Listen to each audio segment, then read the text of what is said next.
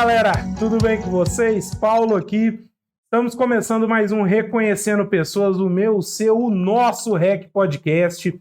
Hoje a gente está aqui já a caráter para conversar com essas duas figuras, com esses dois proprietários das duas maiores lojas de ciclismo de Anápolis. Estamos aqui hoje com o Janderson Lago e com o Henrique Araújo para a gente falar hoje sobre ciclismo, né, gente? Prazer aqui estar com vocês hoje aqui, poder estar tendo esse papo aqui com vocês, receber vocês aqui. Deixa eu tirar isso aqui, que esse trem vai tampar meu chifre aqui, né? Hã?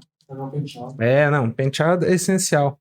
Gente, para começar aqui o papo aqui, eu vou começar primeiro contigo, porque assim, eu acompanho sua loja mesmo antes de pedalar, né? Igual eu tava falando antes, eu lembro da tua loja ali no comecinho ali da Rua 1, né? Isso. Isso aí já tem uns 15 anos pra mais, né, cara? Tem. Isso aí já fazem 19 anos, né? Uhum. E a gente ficou lá durante 4 anos até a gente se mudar pra Avenida São Francisco. E lá não foi o primeiro lugar que você começou a loja? Foi, não. Na Rua 1 foi o primeiro lugar. Foi a primeira sede da Performance Bike, foi na Rua 1. Uhum. Antes eu trabalhava em casa durante uns 6 meses até conseguir abrir a loja. E hoje quem olha na loja não imagina que você começou em casa, né? É difícil, né? Assim, imaginar que não tinha um funcionário, eu era o office boy, eu era o faxineiro, eu era o mecânico, eu era o vendedor. E hoje a gente já tá com a equipe de 13 pessoas trabalhando na loja, né? Então, é até difícil imaginar mesmo. E sei lá, você também começou em casa ou você já meteu a loja grande lá e é isso mesmo? A gente começou na Praça Jamel Cecílio, né? Mas já começou já numa loja mesmo, há 7 anos atrás. Aí, em setembro do ano passado, a gente foi, remanejou a loja, um pouco acima da Avenida Jamel, onde é a nova sede hoje da Lagos Bike. Eu tenho uma dúvida contigo, cara, que é mais pertinente. Tu é policial, né? Isso, sou o capitão da Polícia Militar, né? Comando a Força Tática aqui de Anápolis. E também estou empreendendo, né, desde 2014 nesse ramo de bike. Quando que você entrou pra polícia, cara? Eu entrei na polícia em 2005. 2005. Em 2005 eu entrei na polícia. Eu era oriundo das Forças Armadas, tinha servido um ano na Marinha.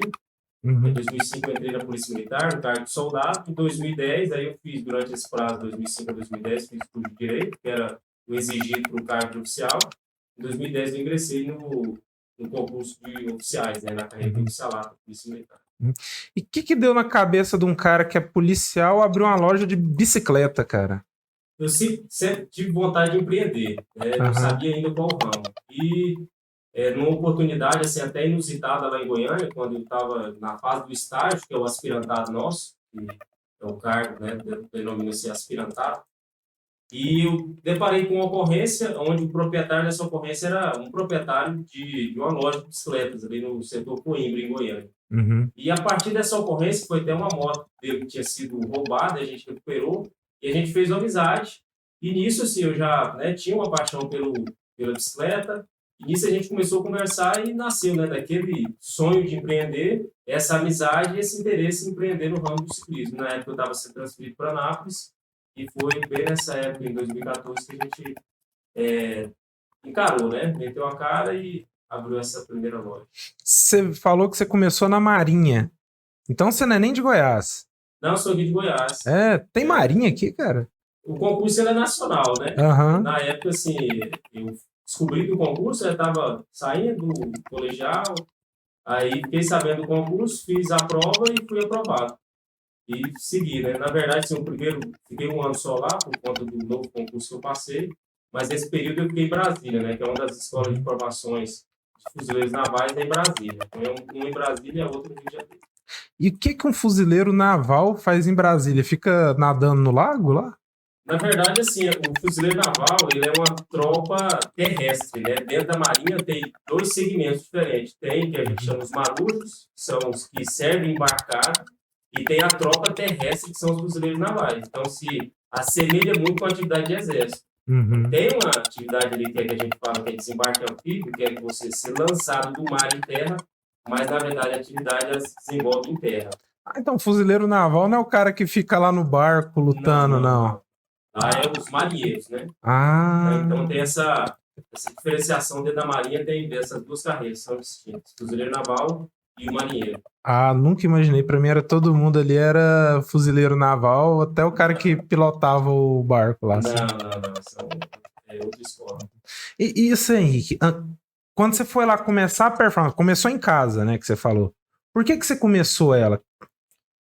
Bom, eu fui ciclista, né? Participei de competições durante 6 anos, então aí cheguei a correr na categoria Elite, corri nas principais equipes que tinha em Goiás, a gente disputava provas nacionais, até internacionais, e aí, por uma questão do ciclista ter dado uma baixa, o ciclista de alto rendimento no Brasil, em Goiás ter dado uma baixa, as equipes acabaram, eu decidi parar de correr, ainda muito novo, com 22 anos. E aí eu também tinha vontade de empreender, né? Sou formado em educação física, tentei no ramo de educação física, professor de natação, mas eu vi que não estava. Falei, não, cara, eu gosto de bicicleta, eu competi esses anos todos, eu tenho muita amizade, eu tenho muitos amigos, então eu vou. Aí foi que a gente decidiu abrir a Performance Bike e seguir nesse ramo. Você conheceu o Avancini quando você estava competindo? Não. O Avancini já é agora de outra geração, né? Uhum. Eu competi contra outros grandes ciclistas. Eu fui da equipe Magalhães, Tony Magalhães, Vanderlei Magalhães, Márcio Mai, Hernandes Quadro Júnior, Rogelin, Palharini. Competi contra Palharini, contra Murilo Fischer, mas o Avancini já é de outra geração. E eu competia ciclismo de estrada e o Avancini é do mountain bike também. Ah, tá. Então. Sim, que eu ia te perguntar se você só competia no ciclismo de estrada? Então? Só. Eu fui praticar mountain bike depois que eu abri a loja. O do ciclismo de estrada tem umas provas muito loucas, né? Tipo, sei lá, 1.000 quilômetros, 300 quilômetros, 7 dias, 6 dias. Tem uns trem assim, né? Tem. Assim, no Brasil a gente tem no máximo provas de uma semana, né? Mas na Itália, na França, na Espanha, nós temos as grandes voltas que duram até 21 dias consecutivos, com um intervalo apenas de um dia para descanso. Então, assim, são provas bem desgastantes, né? Bem exigentes na questão do condicionamento físico. Você competir durante 20 dias consecutivos, apenas um dia de descanso, é algo assim, até para mim que já fui corredor de elite, é algo até difícil da gente pensar, porque a gente não chegou no nível europeu, né? Então é surreal o que eles conseguem fazer lá. Você também já correu, então, também? Eu já fui campeão goiano várias vezes, já fui 4º colocado no Campeonato Brasileiro. Então, assim, competi o Brasil todo. Todas as principais provas do Brasil eu já participei. São Silvestre? Não. Só Silvestre. Eu pedalo 200 km, mas eu não consigo correr 5. Então, não consigo mesmo. Você parou de correr assim ou ainda faz aqueles 5 km da cidade ainda de vez em quando? Não, então, eu pedalo com a frequência, né? Pedalo sempre, mas correr eu não corro, não. Uhum. Correr a pé, não. Eu comecei a correr uma época, eu tava treinando para fazer meia maratona. Talvez no ciclismo de alto rendimento seja um treino semelhante, não sei, mas, por exemplo, para você fazer meia maratona, você não corre mais do que 8. O treinamento que eu fazia era 1 km de trote, 1 km correndo mesmo. Uhum. Aí você repetia até dar 8. Aí, conforme o seu rendimento fosse melhorando, às vezes você trotava 1, corria 2, até você chegar a correr 3, trota 1, corre 3, trota 1. Uhum. Para que meio maratona ninguém vai correndo, né? Isso. Para treinar para um de alto rendimento no ciclismo é mais ou menos assim, ou o cara que ele pedala 20 dias, ele vai treinar pedalando 20 dias? Não, então, não. O cara vai disputar uma grande volta dessa, realmente ele não vai fazer um treino dessa forma. Uhum. Mas no ciclismo os treinos se aproximam mais da realidade do que no atletismo. A gente treina um pouco mais, mas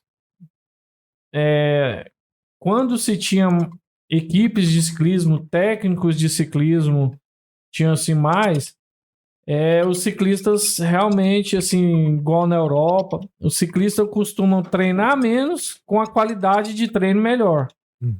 No Brasil, tem muito exagero.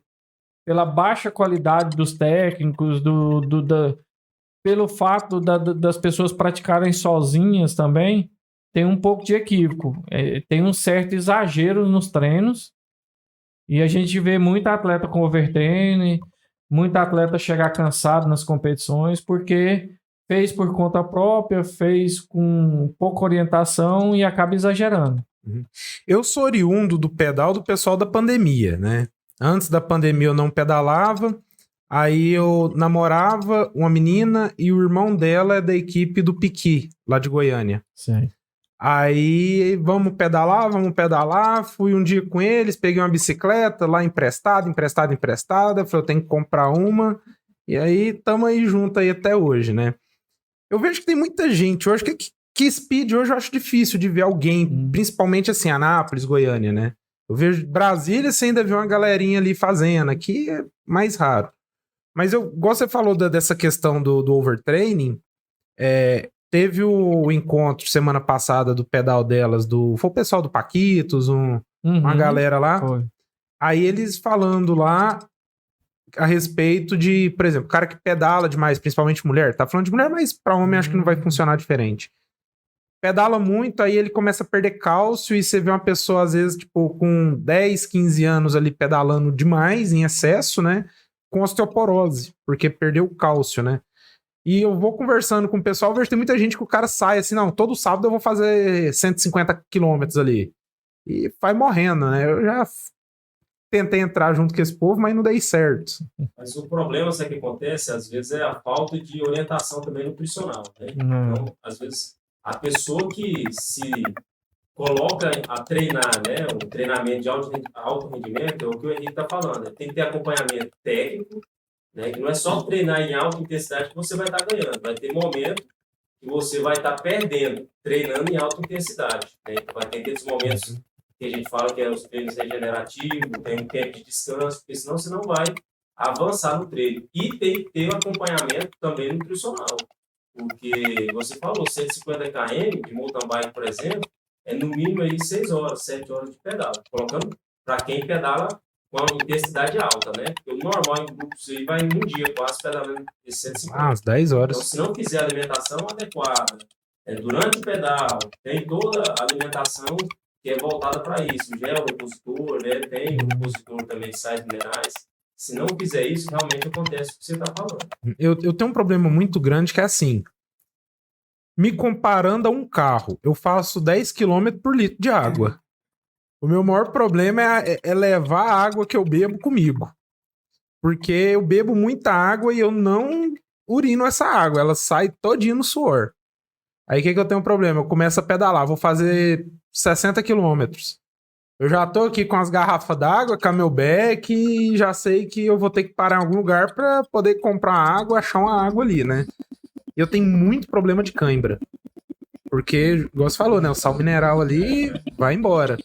Só porque eu não consigo não beber água. O dia inteiro, um dia normal meu, eu tomo 4 litros de água ali, sim, sem muito esforço.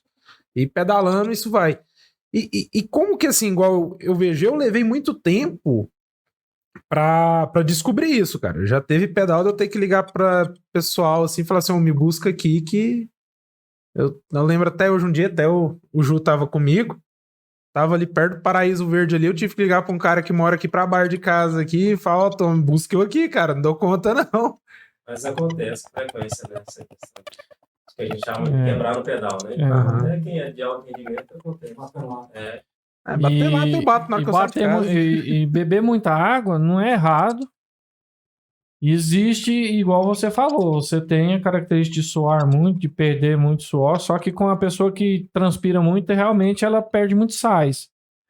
Então, assim, e já tem outras pessoas que conseguem beber menos água. Mas a gente, hoje no ciclismo, até lá na loja, a gente aconselha, principalmente pela alimentação que a gente tem muito sódio, potássio, né, conservante na nossa alimentação, a gente aconselha beber muita água. Mesmo que a pessoa tenha que dar uma forçadinha, tudo, e beber muita água, porque o índice de sódio, potássio no corpo está muito alto com essa alimentação.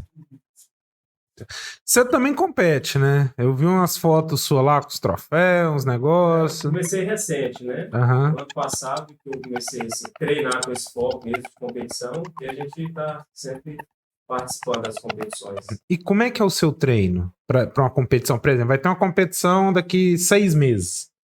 Não sei se vai ter, mas se você olhou, falou, vai ter daqui 6 meses. Quando que você vai começar a focar no treino para ela? E como que seria esse treino? Na verdade é o seguinte, os esportes de endurance, né, que é o caso do ciclismo, ele na verdade, assim, ele depende de um tempo muito grande de formação. Então, por exemplo, se a gente for pegar mesmo pela doutrina, né, vamos dizer assim, que tem até a Bíblia do ciclista, ela estabelece que para você adquirir as habilidades básicas no ciclismo, você precisa de 3 anos de treinamento. Então, o que acontece? Eu não tenho estabelecido assim uma meta. Então, eu comecei em janeiro do ano passado e não estou ainda em condições de disputar, por exemplo, não estou em condições de disputar grandes provas, né? Então, já tem quase 1 ano e meio de treinamento e ainda não estou em condições. E são treinos diários. Eu faço hoje 6 treinos por semana.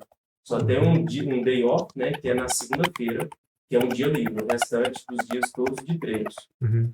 Aí, quando é na semana da competição em si, aí é um treinamento específico, que é um treinamento pré-competição, né? Que aí é mais regenerativo, alguns estímulos só. Mas, assim, não dá para, por exemplo, vai ter uma prova em julho e a pessoa sai do zero agora para competir ali em julho. Não tem condições nenhuma de fazer uma competição razoável. Uhum. E quando você fala que você começa a ter um treino específico, um treino regenerativo, esses treinos, você tem alguém que passa eles para você ou você abre o YouTube e vai lá e olha, treinar de bicicleta para competição? Aí chega um cara lá assim, ó, pra você treinar de bicicleta é assim, você vai lá e faz o que ele fala. Não, tem treinador, né? Tem um treinador que passa as tabelas de treino e vai acompanhando o seu treino. Então, tem aplicativo próprio, que ele já insere o seu treino dentro daquela plataforma, já baixa para o GPS que você faz o treino, e ali ele vê as métricas, né? Nós temos 2 formas de medir os treinos, que são através de potência, que é colocado nos pés de velas e tal, ou no pedal da bicicleta, ou então por frequência cardíaca, são as 2 formas. E o treinador vai acompanhando sua evolução dentro daquilo ali e vai passando os treinos, né? Cada dia é um treino específico, estimulando uma habilidade sua. Um de força, o outro de cadência, que é o giro mais rápido do pé de vela, e assim por diante. Uhum. Quando, por exemplo, quando eu comecei a pedalar, eu penso assim, eu pratico trekking, que é aquele que você bota a mochila nas costas ali e sai com 20, 30 quilos andando, e eu acho isso legal. E eu vejo que tem muita gente que faz isso também com bicicleta, né? Igual você falou, tem aquele treino de força. Quando você vai treinar essa força, você põe mais um peso, alguma coisa, ou vai naquela bicicleta de 2,5 kg ali mesmo? Ou você treina com a bicicleta mais pesada ou você já treina com a que você vai competir? Não, geralmente, via de regra, eu não sei da realidade, Henrique, até do ciclismo de estrada, mas, por exemplo, vou falar da minha realidade dos colegas que a gente treina junto. Geralmente a gente não tem também essa disponibilidade de ter tantas bicicletas assim, até pelo custo delas, né? Então, Tu é dono da loja, cara. Você não tem as... Não, mas ela custa também, né? Então, Não, mas isso aí é uma coisa que não é utilizada no ciclismo, não. Assim, não. É a bicicleta mesmo. É a bicicleta que você treina, é a mesma de corrida, até que... Porque você demora muito a ajustar o posicionamento nela. Até os atletas de altíssimo nível na Europa, apesar de eles terem uma... então... Do seu, ele tem um botãozinho em cima com a luzinha verde.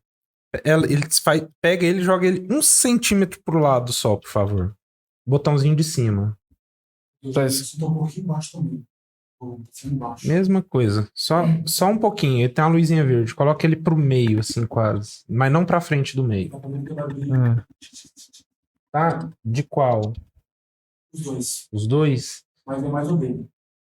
De quem? Do João. Seu?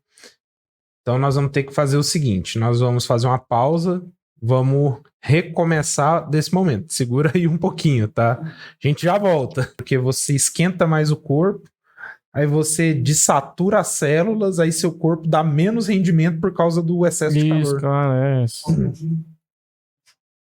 Já voltou? Sim? 3, 2, 1 ou já tá...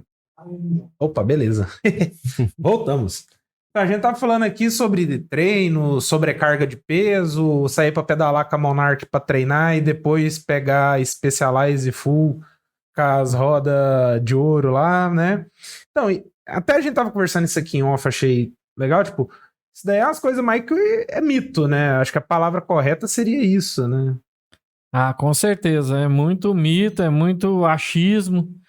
Então, assim, a sobrecarga é durante o próprio treino, o local onde se treina, a média que você tem que fazer, esse é intervalado, o próprio intervalado. Porque, por isso existe o treinamento intervalado. Ninguém consegue suportar alta carga por muito tempo. Uhum. Então, o treinamento intervalado busca justamente isso. Colocar você pitadinhas de treino de alta intensidade para você se adaptar, mas sem provocar um desgaste excessivo, né? Uhum. Então, a gente treina na bicicleta que a gente compete, porque é muito difícil estar ajustando uma bicicleta. Então, assim, o custo financeiro é muito alto também, mas com certeza é mais a questão de ajuste da bike, e então você não tem como se dar o luxo de ter uma bike de treino. Se tivesse luxo, que alguns atletas de alto nível têm, são exatamente iguais. Ele só tá poupando uma bike para chegar no dia, ela tá novinha e não dá nenhum problema, mas não é questão de pegar uma pesada e pôr sobrecarga para depois atingir um resultado específico. Isso aí realmente não existe. Uhum. Vamos entrar aqui então para quem tá realmente querendo começar a pedalar hoje, né? O cara chegou lá na tua loja, tá vendo aqui tanto de gente pedalando, ele falou assim, não, eu quero comprar uma bicicleta. Aí você vai indicar uma bicicleta lá para ele. Bicicleta X, não sei qual que você indicaria. Uhum. Aí ele olha pra você e fala assim, essa bicicleta aqui tá muito cara. Particularmente, eu acho bicicleta uma coisa muito cara, independente, assim, talvez seja eu que seja pobre mesmo, mas... Uhum. Aí ele fala assim, vou comprar uma bicicleta usada. E aconteceu isso comigo. Aí eu fui lá, comprei uma bicicletinha usada 17. Eu tenho 1,80 m. Primeiro pedal longo que eu fui fazer, eu não aguentava de dor nas costas. E não aguentava, ia lombar morrendo. Aí depois viraram pra mim e falaram assim, você comprou uma bicicleta menor. E o guidãozinho dela era desse tamanhozinho. Ela era toda esquisita pra mim. Eu fui, comprei um guidão maior, comecei a mexer na bicicleta, no final já gastei 3 bicicletas em uma e vou ter que arrumar outra, né? Uhum. Então fica a experiência pra quem tá em casa, confia mais no que os caras falam, não vai por você, porque o que o povo fala na internet vai te pôr na furada. Mas tá, voltando lá, o cara chegou pra comprar uma bicicleta lá. Como é que você ia agir com ele? O que você ia falar? O que você ia pensar nele? Não, eu acho que a primeira orientação que uma pessoa, uma loja séria faz é realmente vender uma bicicleta do tamanho correto. Uhum. A gente já perdeu várias vendas porque a gente, às vezes, não tem a bicicleta no tamanho correto do cliente e a gente não tem por costume vender. Por quê? Porque aí depois o amigo dá o toque nele, fala, olha, te venderam abaixo. E realmente você não vai voltar naquela loja, né? Porque se o cara não te falou isso, não te orientou, então assim, às vezes ele não, que a gente costuma falar, porque lá na nossa loja praticamente todo mundo pedala, todo mundo gosta de bicicleta, não quer só vender bicicleta, a gente gosta, a gente vive do ciclismo. Então eu não quero para você uma coisa errada. Eu quero que você experimente o ciclismo e tenha uma ótima impressão no primeiro contato. Então a gente indica uma bicicleta, com certeza o fator financeiro é limitante, mas a gente indica uma bicicleta de boa qualidade, a gente indica não ir na onda do amigo, e o nosso maior inimigo da loja é o amigo que pega a pessoa iniciante e leva para um pedal longo. muitas pessoas param de pedalar no primeiro pedal. E a culpa não é do ciclismo, não é da loja, é do amigo, né? Então, que se diz amigo, né? Então, eu acho que todo mundo que pedala há muito tempo tem por obrigação orientar bem uma pessoa que está começando. De repente, os primeiros pedais tem que ser dentro da cidade mesmo, só para conhecer a bicicleta, desenferrujar o seu próprio corpo, né? Assim, entre aspas, desenferrujar, mas é a questão. É a mesma coisa de eu ir na academia no primeiro dia e querer pegar o peso do cara que malha há 10 anos. Que malha não, perdão, que treina há 10 anos. Então, como na academia tem professores, na maioria das vezes, os professores não deixam isso acontecer. No ciclismo, às vezes, sai para pedalar com um amigo e aí fica tudo errado, né? O amigo esquece que foi iniciante um dia e aí mete o cara num pedal de 60, de 80 quilômetros na primeira vez. Tem muito querer pregar peça, né? Às vezes leva o amigo ali na trilha mais difícil para, né? Pra pegar uma peça mesmo, sacanear. Às vezes você bateu nele quando era no colégio, né? Você era maior, bateu nele. Aí ele fala, agora. Não, brincadeira, mas acontece mesmo. O cara fazer isso de brincadeira, né? Achar que é normal e realmente a pessoa para. A pessoa fica traumatizada. Sai a primeira vez, não, vamos ali em Sousânia, via Tatu e voltando pela pedra ali, né? Tudo Subir na plano, venda, tudo né? plano. Só tem uma subidinha de nada, é tudo plano. Aí o coitado vai. E aí ele chega em casa, no outro dia ele não anda. Realmente ele tá todo dolorido, né? Então tem a adaptação, é pedal de 5 km, que no ciclismo é pouco, 5 km, 6 km, 7, pedalzinho dentro da cidade. Ah, tem 2 semanas que eu tô pedalando. Ah, vou fazer uma trilhinha leve, 15, 20 km. Mas o problema é que às vezes a pessoa no primeiro pedal já vai fazer 40, 50 km e ocasiona muitos traumas, né? Muitas pessoas param de pedalar por orientação errada. Eu fui nessa, o primeiro que eu fiz tinha, acho que quase 30 km. Eu cheguei morrendo. Eu parei umas 3 vezes para agradecer a Deus por estar vivo. Mas persisti, né? Não, assim, muita gente fica, né? Muita gente fica no esporte, tudo. Mas, assim, 30 km já a gente considera uma distância grande para uma pessoa iniciante. Eu não pedalava desde os 15 anos, né? Eu já passei dos 30. O grande problema é esse. As pessoas param de pedalar aos 15, 16, vai fazer um vestibular, estuda muito, segundo grau ali, o ensino médio agora, né? Estuda muito.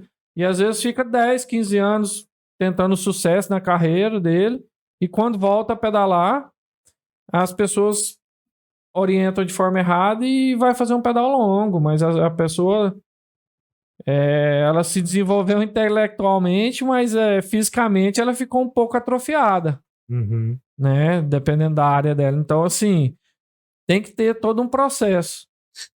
Vocês que no seu caso já competiu, que você tá começando a competir, o cara que ele pedala, ele também vai pra academia treinar a perna ali, sei lá, costas, alguma coisa, ou é só pedal mesmo, é bunda no selim e bike pra frente? E, geralmente, assim, vai muito de treinador para treinador, mas o que vai desenvolver no ciclismo é a prática do ciclismo em si. Claro que algumas atividades elas vão complementar, né? Só que, por exemplo, para quem está pedalando e não está em quando você inicia o treino anualmente, tem um período de base.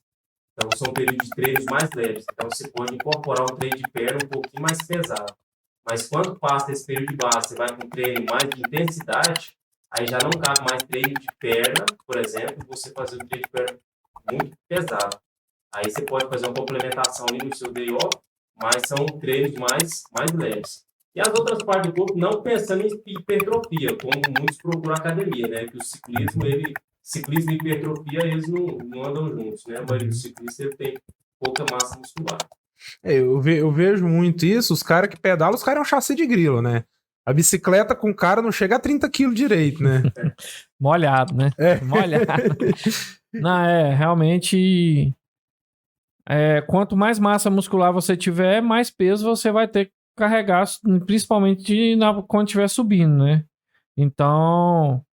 Mas a parte de membros superiores, uma complementação, parte de core, né? Que é abdômen, lombar. Isso aí é muito utilizado hoje, assim, muito, muito difundido e muito utilizado. Agora, realmente, treino pesado de perna, não dá para conciliar os dois, dependendo da época, não dá para conciliar mesmo. Porque cara que chega ali no agachamento, no leg, bota 200, 300 quilos num, 100 no outro, no outro dia não tá nem subindo a escada para entrar em casa.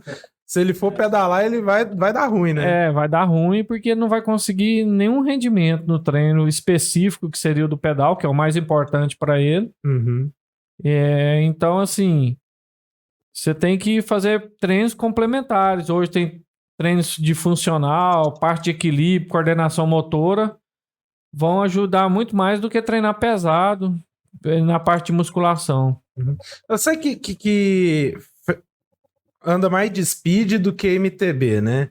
Você já usou, tipo, a bicicleta, falou assim, porra, eu vou ali pra Caldas Novas passar o final de semana, por exemplo. Não, eu vou de bicicleta mesmo e tocou o barco. Eu vou pra Pirinópolis de bicicleta e em vez de carro, em vez de ir de outro...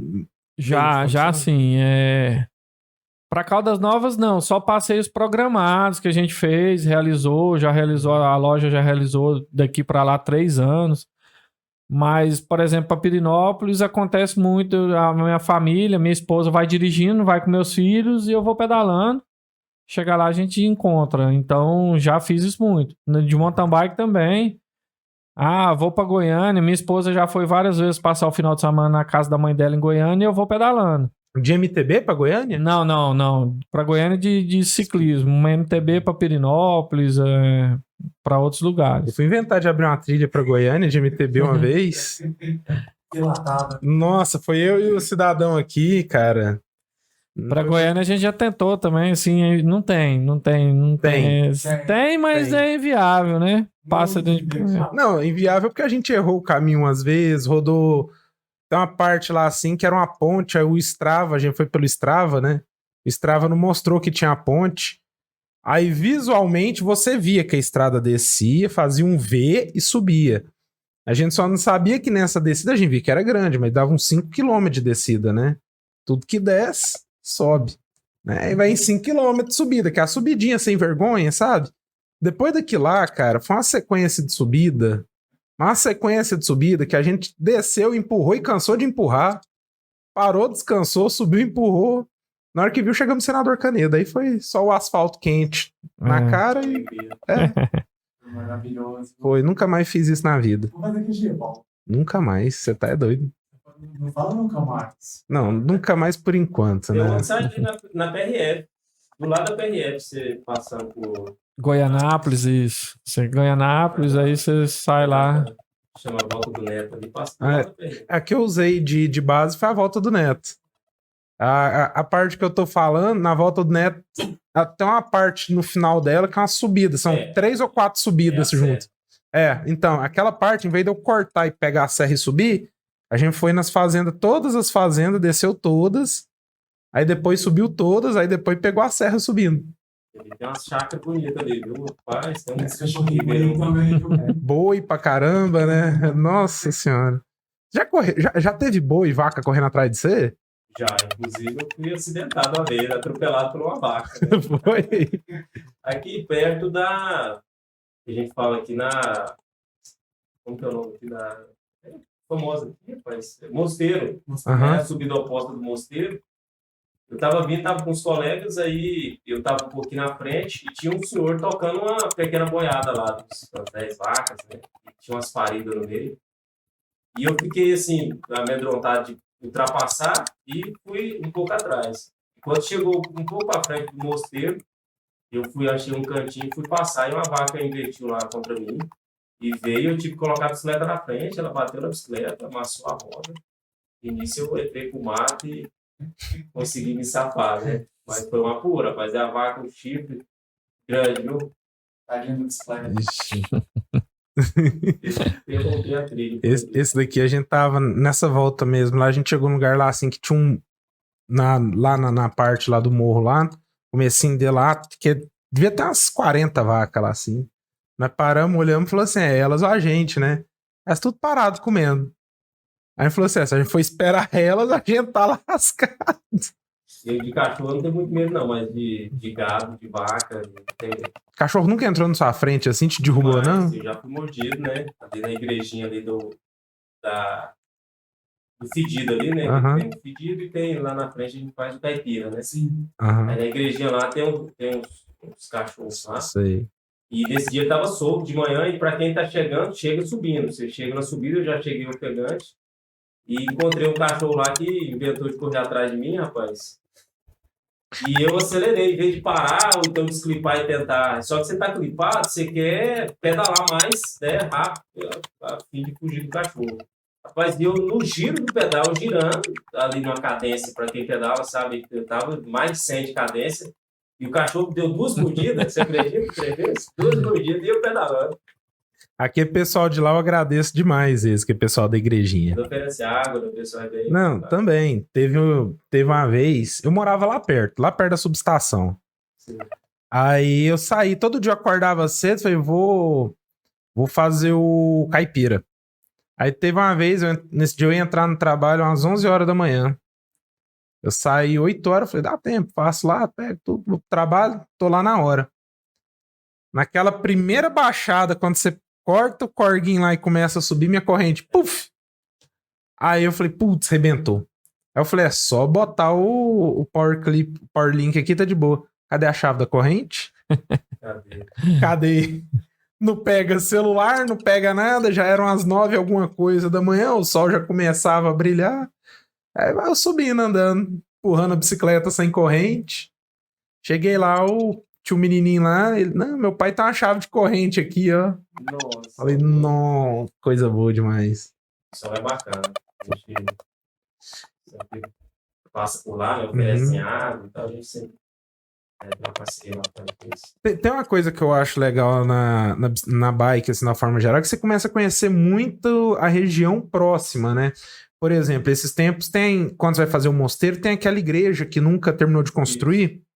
Eu fiz um vídeo lá, eu cheguei lá pra tirar umas fotos, tinha um pessoal lá, aí eram uns casais, aí um cara virou assim pra mim e falou assim, que morreu alguém, né? Aí eu falei, morreu, né?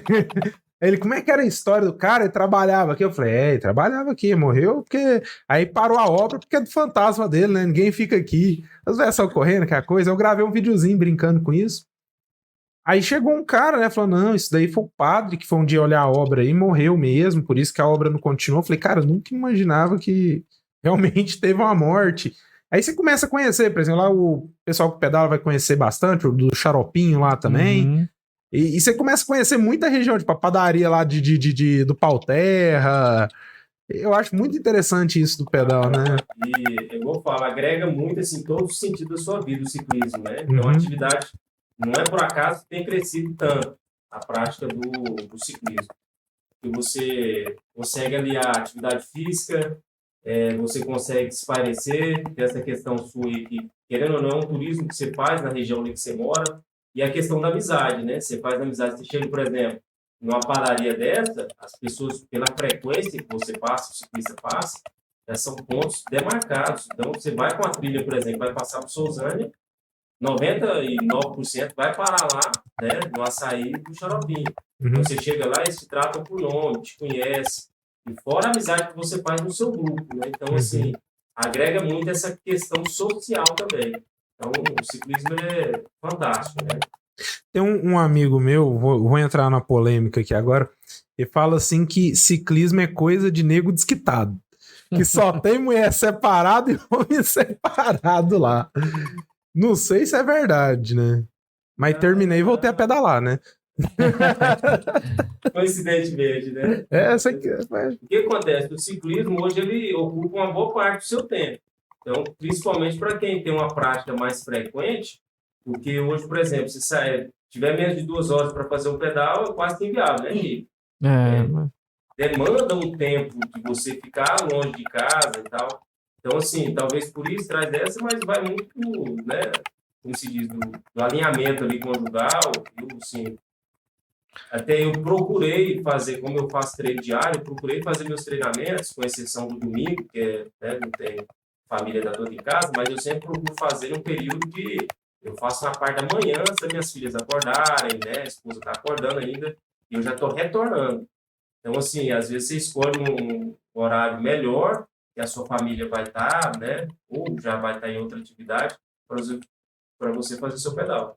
E realmente, se eu sair 7 horas todo dia, da noite, no momento da reunião familiar, para jantar, né? Que seus filhos estão acordados, e voltar 10 horas da noite todos os dias, vai ter algum problema em casa. Né? Isso aí acontece no futebol, que os caras vão jogar futebol e fica na resenha, né? Acontece. Na verdade, eu acho que o problema hoje é o ser humano mesmo, né? Não é o ciclismo em si. É essa questão de... Então, eu acho que tudo na vida tem medida, né? Tudo em excesso prejudica, né? Até mesmo religião, outras coisas, que a pessoa fica... Às vezes abandona a família para ficar muito dentro de uma igreja, ou muito num boteco, ou muito no futebol, ou muito no ciclismo. Vai dar problema, né? Então isso aí eu acho que é a partir do ser humano mesmo. E o cara saber a medida correta de estar sem prejudicar a família, sem prejudicar o trabalho, né? Porque às vezes a pessoa gosta tanto daquilo ali, sente tanto prazer que às vezes ele pode deixar, em alguns casos. Mas isso aí não acontece só com ciclismo, acontece com os jogos virtuais, os streams. O cara vira à noite jogando e no outro dia não consegue trabalhar, render. Pode acontecer em tudo, né? No ciclismo, no futebol, no atletismo, no jogo. Voltando aqui um pouco no outro assunto. O cara foi lá na loja lá dele, começou a pedalar, foi lá e comprou uma bicicleta. Aí ele descobriu que para pedalar ele não precisa só da bicicleta, porque ele fez ali um bate-volta caoa e descobriu que se ele for com a bermuda que joga bola pedalar, ele vai ter um grave problema no outro dia de não conseguir andar direito, né?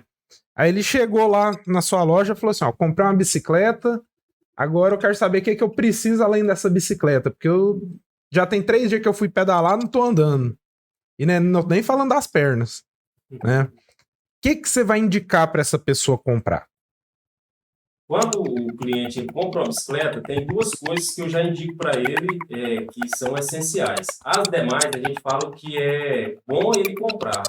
Mas, assim, o que eu costumo dizer é que o cliente, quando ele começa a andar, ele vai vendo suas necessidades e, naturalmente, ele vai voltar sem transparecer que, às vezes, o vendedor, o proprietário da loja, quer vender, né, acessórios para ele e encarecer ali o seu esporte. Então, o que eu indico?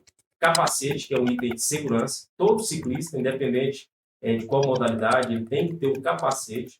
A gente já viu acidentes, eu já presenciei vários acidentes que a pessoa foi salva por conta do uso do capacete. Muitos se imaginam que o capacete de ciclismo, né, por não tampar a face, ele não vai proteger, mas ele protege muito. E lembrar sempre de clipar o capacete aqui embaixo, né? Fechar, né? É só botar na cabeça, não, né? Na cabeça. Comprar do tamanho adequado para sua cabeça, né? Nós temos a circunferência, né, da cabeça, então ela é medida em centímetros, e os capacetes são assim também. 53, 54, 55 são os capacetes pequenos, e assim por diante até os 61, 63 são os capacetes grandes. Ajustar adequadamente esse capacete, né, colocar a sua jugular afivelada, é o uso correto do capacete. Aí tem capacetes mais de entrada, todos tem que ter, né, a avaliação do Inmetro, aprovação do Inmetro. Aí a gente tem várias tecnologias, né, capacetes que custam R$2, R$3 mil. E a bermuda por conta do que você falou. Então a pessoa ela vai ficar algum tempo ali no selinho e ele vai machucar. Então são 2 coisas que eu indico assim, se você não quer comprar mais nada, compra um capacete e uma bermuda. Depois você vai ver a necessidade de uma luva, você vai ver a utilidade de um óculos que você precisa. Aí, né, tem a questão do cantil da água, né, a caramanhola, bolsinha para você carregar seus pertences, um kit de reparo. Então, essas coisas, ele vai vendo a necessidade e vai naturalmente retornar para fazer sua aquisição. Mas eu recomendo, né, o Henrique pode ter uma recomendação diferente da minha, mas assim, eu estou com um orçamento restrito, preciso comprar o mínimo do mínimo, um capacete com a bermuda, pelo menos. Deixa eu só mais para você. Só embaixo. Aumenta no coisinho aqui. Tem uma coisa também que eu indicaria que todo mundo comprasse, seria um kitzinho de reparo e uma câmara de ar, porque eu vou te falar uma coisa, você saiu para fazer uma trilha ali, 3 pessoas compraram uma bicicleta, furou a câmara de ar de um, não tem ninguém pra encher a bomba de ar também. Não tem ninguém pra encher que a porcaria do pneu lá, na hora que você vê, tá todo mundo na mão. No passar do tempo, você vai ver que um ciclista um pouquinho mais experiente, ele não vai ficar em prego, via de regra, na trilha. Né, Henrique? Ele vai ter sua câmara de ar, ele vai ter o reparo do tubeless, ele vai ter uma emenda de corrente, uma chavinha para corrente. Então, dificilmente ele vai ficar no prego. Então, a experiência e mesmo, às vezes a pessoa não sabe fazer o reparo, mas se ele tiver uma câmara de ar, uma bomba, alguém vai ajudar, né? Assim, a pessoa tem por obrigação ter um kit básico, né? À medida que ele começa a sair da cidade, fazer uma trilha, é necessário que ele tenha um kit básico. Porque às vezes você pode estar no lugar... eu ligo para alguém, e se o celular não pegar? Tem muito lugar que o celular não pega. Aí você vai empurrar a bicicleta vai empurrar 2, 3, 5 quilômetros e é uma coisa totalmente desagradável. Então, assim, mesmo que você não saiba fazer tudo certinho, pelo menos você tem o kit básico, câmera, remendo, bomba, para a pessoa te dar um auxílio, né? Alguém que estiver passando, sempre aumentou muito a quantidade de ciclistas na nossa região, sempre você vai cruzar com alguém. Se ajuda também, né? Se ajuda. No momento de apuro, o cara nunca trocou um pneu, mas assim, nunca trocou a câmera, na verdade, né? Mas na hora ali do apuro, ele tem que ter, pelo menos, né? Difícil você tá andando de carro e falar, não, vou deixar aqui um kit de reparo de pneu de bicicleta. O cara fala, me ajuda que meu pneu furou. Seu carro tem step? Não tem step, meu carro. Uai, amigo, como eu vou te ajudar, então? Empurra ele, né? É igual a bicicleta também. Cadê sua câmera, sua bomba? Né? A bomba, às vezes, até a pessoa não importa de emprestar, mas a câmara de ar, às vezes, se ele empresta a câmara de ar dele, ele não pode prosseguir no treino, porque ele vai ficar sem, então... Pra gente finalizar uma coisa que você falou assim, por exemplo, tem um capacete que custa 100, tem um capacete que custa 2.000. Cara, que diferença é essa de um capacete que custa um preço de uma bicicleta para um capacete que custa, sei lá, o que deveria custar um capacete, na minha opinião? Ele vai aguentar a bala, se ele cair, ele faz café, ele pedala sozinho. Qual que é essa diferença que ele tem? São tecnologias, né? Então, por exemplo, um capacete hoje mais simples vai custar em torno disso, né? 100, 150 reais, nessa faixa de preço. Então, são capacetes que, quando você pega ele, a construção do capacete, ele é diferente. O acabamento, o material que é utilizado no capacete. Então, a maneira que vai subir o preço vai melhorando o acabamento, vai melhorando o conforto, porque o acolchoamento interno ele é melhor. E para chegar nesse preço, são tecnologias, por exemplo, tem a questão eles têm uma tecnologia rotacional. Então, por exemplo, o da marca que a gente apresenta na loja, que são a Trek, né, tem o capacete da Bontrager, que é uma marca francesa, que é da Trek. Então, ele tem uma tecnologia de Wave-Cell. Essa tecnologia faz com que, quando você tem uma queda, ela tem uma absorção rotacional do seu cérebro, que na maioria das lesões cerebrais, quando você bate, tem a proteção externa, mas seu cérebro ele rotaciona.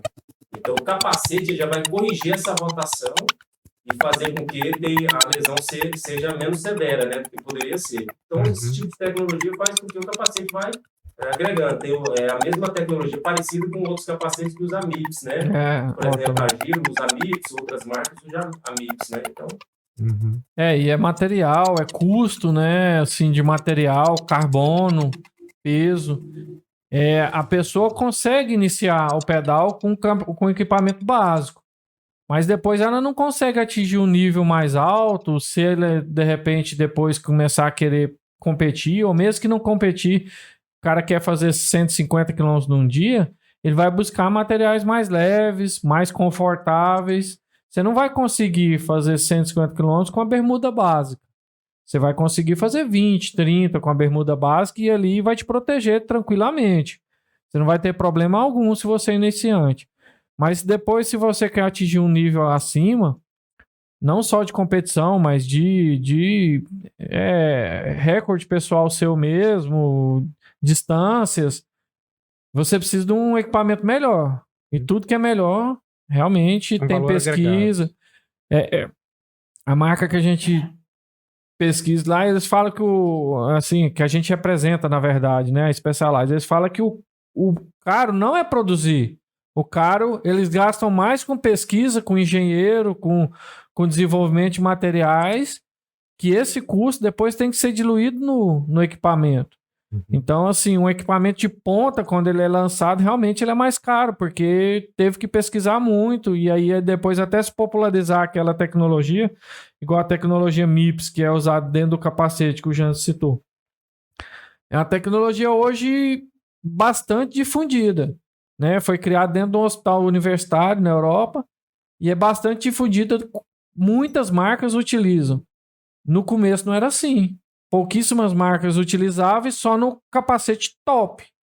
Só no top de linha. Um modelo tinha MIPS, os outros não. Hoje, a marca que a gente vende, todos os modelos têm MIPS. Desde o mais básico até o mais caro. Então, assim, a tecnologia, a pesquisa encarece mesmo. Isso aí... Por isso que tem essa discrepância de 150 para 2.000, 3.000 Eu quero até fazer um adentro aqui, deixar um elogio para sua loja. Quando eu comecei a pedalar, assim, igual eu tô falando, não sou a pessoa que entra na loja e fala assim, não, vou pegar aqui essa Specialized aqui. Pô, tá fora da minha realidade. Mas quando eu falei assim, pô, vou comprar uma calça aqui da China. Maravilha, cara. Dura para 20 km, 30 km, tá ótimo. Você vai fazer 50 km com ela, você sofre. Aí eu fui lá na tua loja, me indicaram a calça da Ciclope. Sim. Cara, eu fiquei com ela 2 anos. Fiz 100 km com ela, fiz 80. E assim, hoje ela pra mim é uma calça de 20. Mas já foi a primeira calça que eu comprei. Uhum. Então assim, às vezes a gente vai muito nesse corte de gastos, mas quando você quer crescer, realmente você não consegue desenvolver com a calcinha ali do Mercado Livre que você pagou 30 conto nela, né? E o que o Henrique falou no início é muito interessante, porque hoje a maioria das lojas tem procurado trazer para o seu quadro de funcionários pessoas que têm experiência no ciclismo, que são ciclistas, mesmo que amadores, né? Para trazer essa experiência para o cliente. Porque dificilmente, eu nunca vi lá na loja alguém reclamar, não, eu comprei essa bicicleta aqui, ou comprei esse capacete bom aqui, mas eu não precisava de tudo isso. Dificilmente reclama. Reclama, por exemplo, comprei isso aqui, mas poderia ter comprado um melhor. Então, às vezes, se dá crédito para o vendedor tá falando, ele está falando de experiência, ele está falando de conhecimento, não apenas querendo vender, né? Que talvez no produto mais barato, né, Henrique? Isso. O markup, ou seja, a margem de lucro é até maior que o mais caro. Só que a gente quer fazer a indicação correta, tanto na compra da bicicleta quanto na venda dos equipamentos. Então, às vezes, a gente tem essa resistência do cliente em aceitar a recomendação, a orientação dos vendedores ou do proprietário da loja. Né? E agora eu vou fazer uma dentro para a loja de vocês dois. Eu tô montando uma bike, assim, dentro dos meus enjoos. Eu acho que eu já tô naquele ponto, assim, que eu consigo falar assim, eu quero esse grupo com isso daqui, isso me satisfaz. Eu fui comprar um quadro, aí eu até fui no pastor aqui, que é uma pessoa que tá mais próximo de mim.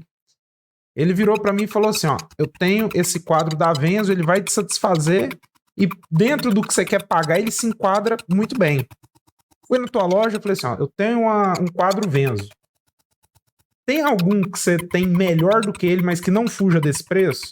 Ah, eu tenho esse outro quadro aqui, tem esse outro aqui, tá bom? Não, mas dentro dessa faixa de preço tem? Melhor desse é ele. Falei, então, beleza. Perdeu uma venda. Poderia ter comprado outro, mas achei muito legal o quê? Sinceridade do vendedor. Porque se eu tivesse comprado o outro e não tivesse sido melhor, eu ia falar, pô, o cara só tá querendo empurrar coisa mesmo. Eu fui na tua loja também, tem esse Devorak aqui, não sei o que, não sei o que. É muito melhor do que ele pra valer a diferença de preço? Não, vai ser equivalente, é melhor, mas não tem toda essa diferença. Eu falei, pô, beleza. Você me recomenda ficar com ele ou ficar com o meu? Eu falei assim, pra você que não pedala tanto, que vai fazer 30, 40 quilômetros, não faz diferença. Então, assim, eu achei, igual você falou, eu achei legal o que? A sinceridade. Que é o cara que fala assim, ó, isso aqui é mais caro, é um pouco mais caro do que o que você tem, mas a diferença pro que você tá propondo a fazer, eu não vou sair pra ir pra Pirinópolis toda semana. Eu vou, sei lá, vou fazer uma Cássias todo final de semana. Pra mim, o meu prazer é o quê? É sair e espairecer, né? Dar uma forçadinha no corpo ali, ver o suor caindo e só, né? A orientação que eu sempre passo lá, e passar para os clientes, passar para os vendedores, é sempre você procurar extrair do cliente qual que é a utilização que ele vai fazer da bicicleta. É natural que às vezes tem cliente que, pela sua condição financeira ou, né, tem várias questões relacionadas a isso, mas às vezes ele está iniciando, mas quer iniciar com produto caro, produto importado, produto de primeira. Então, né, mas assim, a gente faz a indicação muito de acordo com isso. Qual que é a utilização que você vai fazer da bicicleta? Não, quero só para o dia a dia. Não tem necessidade de comprar uma bicicleta muito cara. Talvez isso aí faz com que a gente, né, tenha uma fama que o esporte é caro. Mas é cada um vivendo dentro da sua realidade. Então, hoje tem muita gente querendo usar a bicicleta do campeão mundial, querendo usar os componentes do campeão mundial de ciclismo. Vou ter que botar um XTR aqui, né? Vai muito da realidade. Isso faz com que a gente encareça o esporte sem necessidade. Você vai ver hoje ciclistas nas competições performando bem em equipamentos mais baratos, enquanto tem ciclistas amadores que faz questão de andar no produto melhor que o mercado. Então, assim, não é que o ciclismo é tão caro. Às vezes é exigência pessoal que faz com que o esporte encareça tanto. A pessoa coloca como metas aqueles produtos caros. Então, ele acha que ele vai andar tendo um produto mais caro. E a gente sabe que na realidade não é assim, né? Então, e até certo ponto, o produto ele é bem robusto, bem durável. E às vezes a pessoa confunde o equipamento caro vai durar muito. Não, o equipamento caro, às vezes, ele vai te dar alta performance, mas durante pouco tempo. É igual um pneu de Fórmula 1. É muito mais caro que um pneu de carro. Mas roda 20 voltas, 30 voltas, tem que trocar. Ele é caríssimo. Dá para comprar 100 pneus de carro normal ou mais. Mas ele é feito para te dar alta performance. Isso existe no pneu de bicicleta também. Existe pneus de bicicleta que são caríssimos e dura pouco, porque ele não é feito para durar, ele é feito para te dar alto rendimento. E às vezes você não vai, no seu condicionamento físico, não vai atingir um alto rendimento.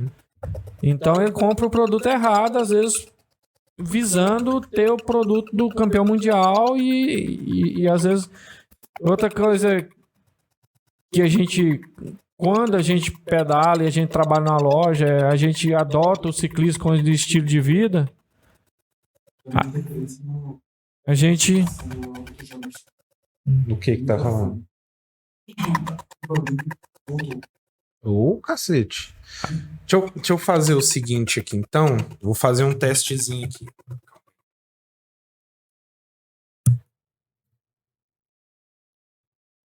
Vira seu microfone aqui pra mim. Deixa eu fazer uma coisinha, vai dar um estralo aí.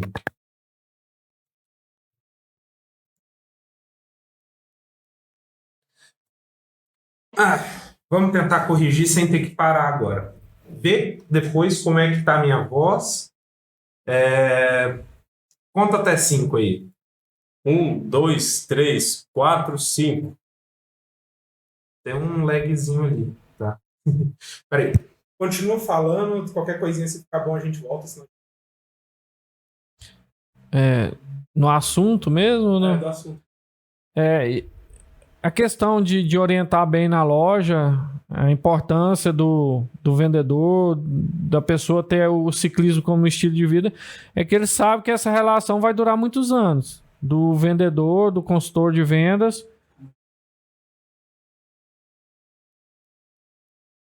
Mas o dele eu volto dele. Usa só o vermelho, né?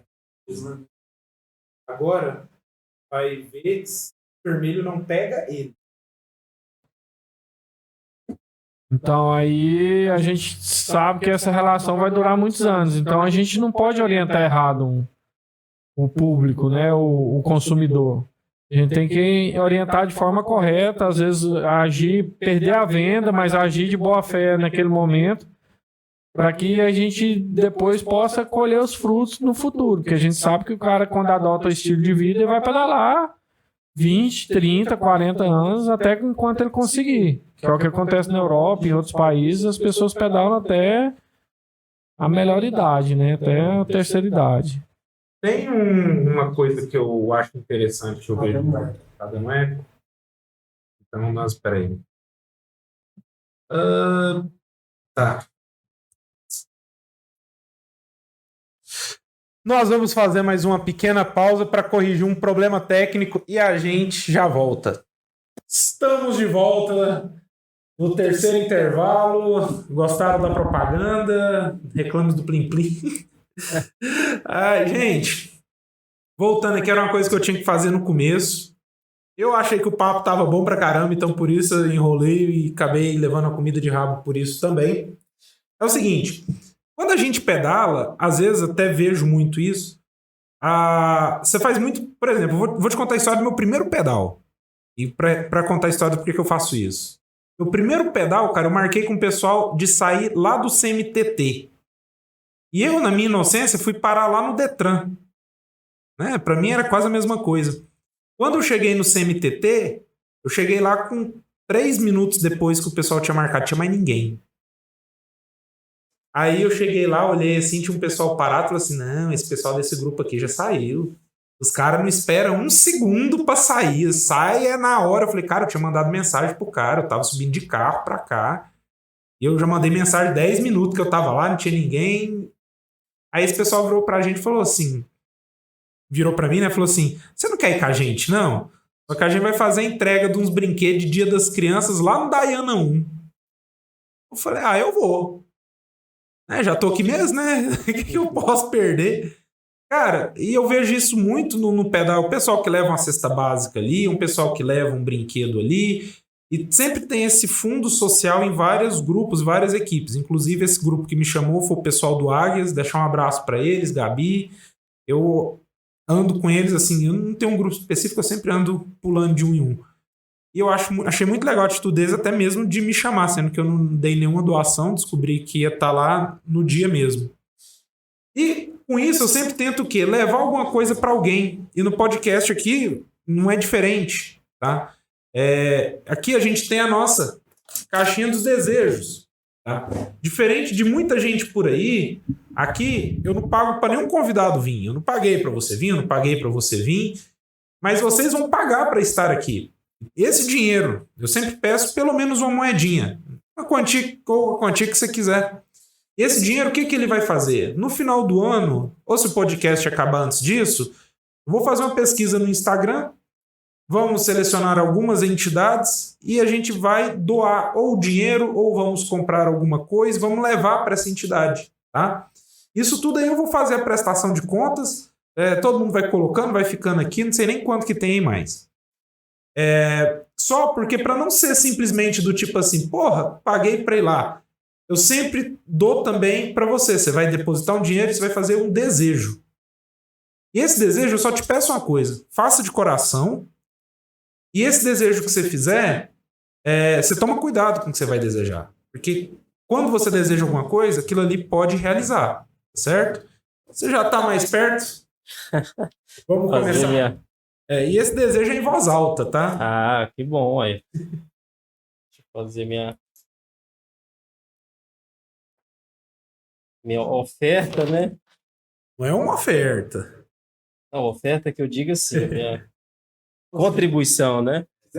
Nossa, Fica à vontade. Não dou bicicleta não, porque a bicicleta eu vou me sentir tentado, hein? Fazer um test drive. Então posso fazer o depósito aqui? Na verdade, meu desejo é que nós tenhamos, por mais assim que nós somos empreendedores, né, pensamos em crescer financeiramente, mas eu acho que algumas coisas na vida ela não tem preço e muitas pessoas atropelam, né, sua vida e deixam para trás. Então, o meu desejo é por paz, né, todos tenhamos paz no trânsito. A gente tem muito ciclista morrendo no trânsito. Paz mundial, nós estamos passando por um momento, né, de conflitos, né, entre países, e saúde para todos nós, né? Então eu acho que a gente tendo isso somos muito ricos, né? O restante das coisas que vierem é lucro, né? A Bíblia fala muito isso também, né? Temos a graça de Deus, é o que nos basta, né? Então assim, eu acho que saúde e paz é o que há de mais rico para todos nós. Bacana.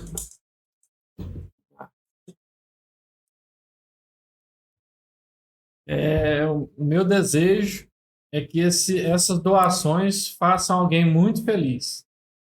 Eu acho que o ciclismo proporciona isso, a gente já começou a tocar nesse assunto, da gente conhecer a periferia da cidade. O ciclismo proporciona. E por isso que eu acho que tem tantos grupos de pedal, promovem tantas doações. A gente também faz alguns eventos solidários através da loja.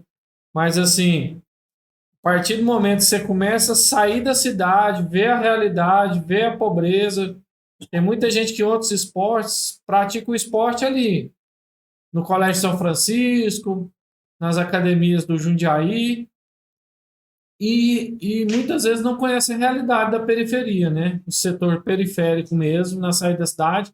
E eu acho que isso, o mountain bike proporciona isso muito. Então, acho que por isso o pessoal se sensibiliza tanto, promove tantas ações sociais do pessoal do ciclismo, por conhecer a parte periférica da cidade. As saídas de trilha sempre é nos bairros mais afastados, então o pessoal acaba conhecendo as realidades que nosso povo tem, né? Então, as necessidades. Então, meu desejo é que isso aqui faça as pessoas muito felizes, as pessoas que receberam essa doação muito felizes. Amém. A gente já chegou uma perguntinha lá no nosso primeiro bloco, né? Porque a gente já tá virando um programa de TV com tantos intervalos. Qual que foi, Ju? O que os dois acham dos Anjinhos do Cerrado pedalarem lá no cartódromo? Qual que é o incentivo que vocês dão para eles? Tipo, que pode ser... Vamos localizar para quem não sabe, né? Pergunta foi o que vocês acham do Anjinhos do Cerrado e o que vocês dão de incentivo, né? Para quem não sabe, a gente tem uma equipe de pedal aqui na cidade, chama Anjos do Cerrado. Anjinhos do Cerrado é um projeto deles que eles levam crianças, né? Lá pro cartódromo, essas crianças vão pedalar. Por que eles não pegam as crianças e levam pra trilha? Eu vou até falar assim, o que eu acho, tá? Não falo em nome deles. Porque é um moleque de 3 anos. Jesus! Só terminar isso aqui. Aí eu corrijo enquanto eles falam. Pra quem não sabe, aí eles fazem o pedal deles lá. É isso. Eles fazem um pedal lá. Eles não levam os meninos pro mato. É perigoso. O menino tem 3 anos, 4 anos. Então... Levando já. A cada 15 dias. A cada 15 dias que eles estão levando. Então, só para localizar o pessoal no que é esse projeto. Vocês provavelmente já sabem, já conhecem o pessoal da equipe e tudo, né? Então, fica a pergunta. Não, na minha visão, o projeto Anjinhos do Cerrado é um projeto assim, maravilhoso. Surgiu do pessoal do Anjos Cerrados. A gente apoia desde o início. A primeira edição eu estava lá com meus filhos. E era num local aberto. E a gente conseguiu, através do meu irmão Daniel, a gente conseguiu estar levando para o cartório. Eu achei que ficou maravilhoso, porque lá tem área coberta, tem banheiro, tem toda assistência, tem segurança, né? Assim, segurança que eu falo do trânsito. E as crianças estão se divertindo muito. E eu acho assim, que lá é um local totalmente apropriado. Eles estão levando, eu acho que é uma vez por mês, fora do cartório, ali no mosteiro, né?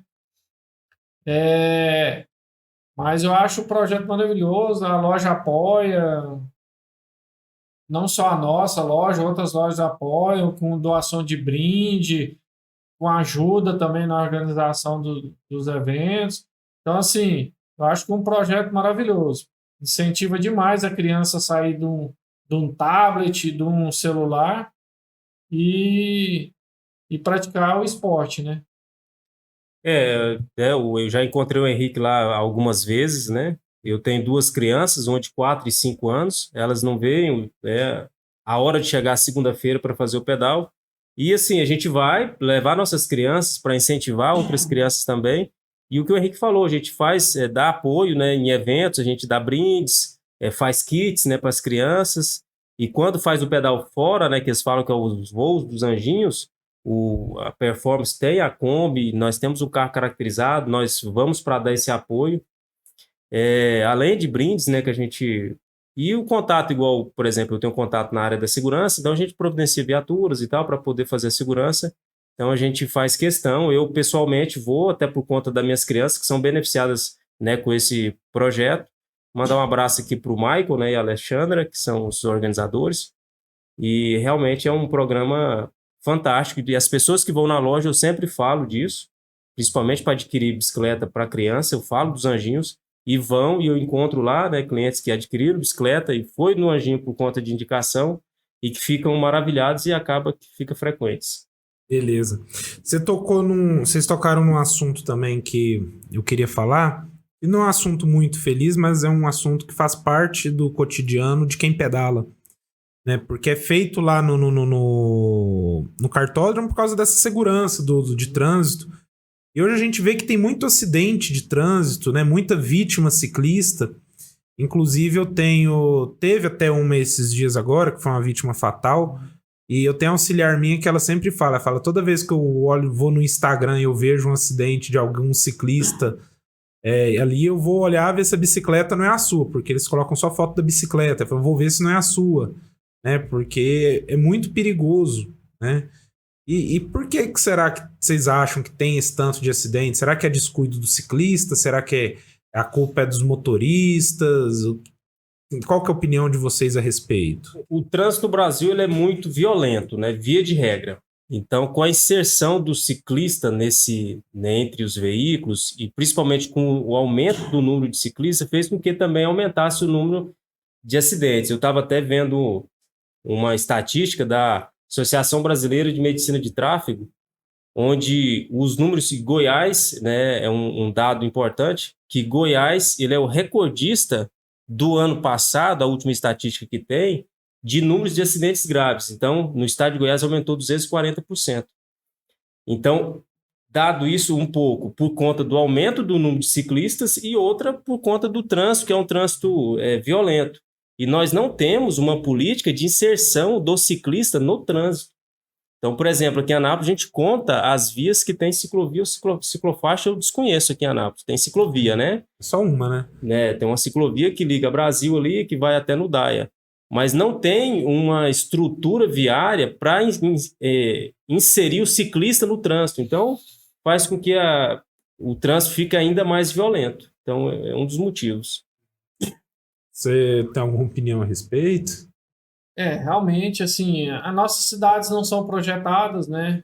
São cidades que foram crescendo, muitas vezes desordenadamente. Então, assim, as ruas são estreitas, não tem nenhuma política de inserção, como o Janes falou, do ciclista no meio.